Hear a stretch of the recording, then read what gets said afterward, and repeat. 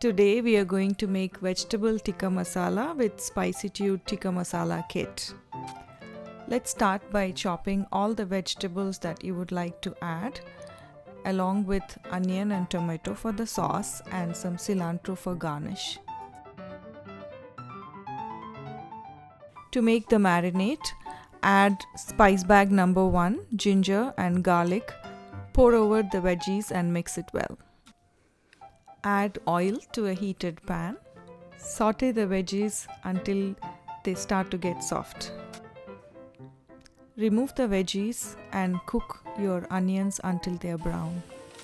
Add tomatoes, spice bag number 2, sugar and cook until they are soft. Add this mix to the blender and blend until it's smooth.